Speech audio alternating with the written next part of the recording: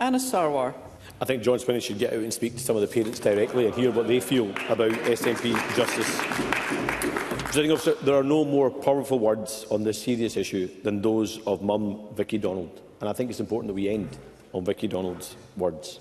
Her daughter was just 13 when she was viciously assaulted on the way to school, and today in the Daily Record, Vicky has written an open letter to John Swinney, saying this is not just a tragedy, it's a failure of the systems, structures and leadership meant to protect our children. This isn't about reputation or reports, it's about reality, it's about life and death. And she asks, when will the Scottish Government stand up and say, enough is enough? She asks, when will you stop hiding behind procedures and start putting real consequences in place for violent behaviour among youths? And she asks, when will early intervention become the priority and not just a buzzword?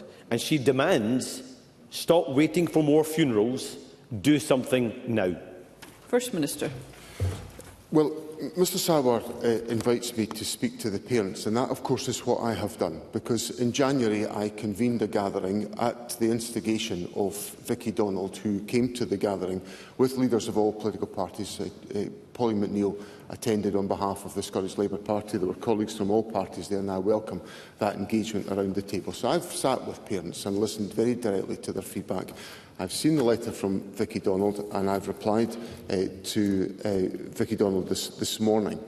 One of the points I've made in the letter is that while it is of no comfort to victims of violence and their families, knife crime has fallen, and the number of homicide victims aged 13 to 19 years old has decreased by 79%.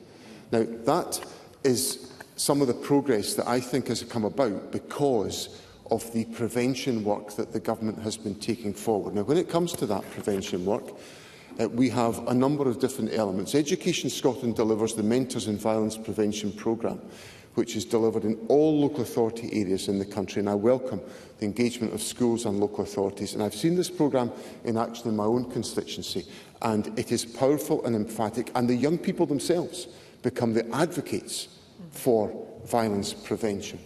We also have the work of Medics Against Violence, which engages with young people and youth clubs on the consequences of violence. And YouthLink Scotland takes forward the No Knives Better Lives training to hundreds of practitioners.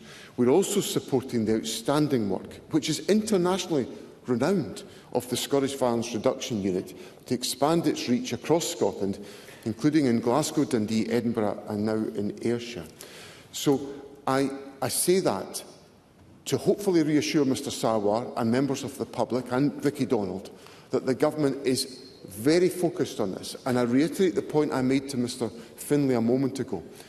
There are punishments available which the courts can decide to apply, and they can involve imprisonment. So nobody should be under any illusion that there are no consequences of being involved in the unacceptable actions of knife crime or violence. And that will be the sustained approach the government takes forward. And I will be very happy to engage, as I engaged with all political parties in January, on what collectively we can consider to address this issue. And there's a follow-up discussion which the Justice Secretary is convening in June on these questions. In the light of these issues, I will attend that discussion as well to make sure, and I'll invite others, colleagues and members of the youth work sector to be involved in that too, to make sure we leave no stone unturned in addressing the issues, because one case is one case too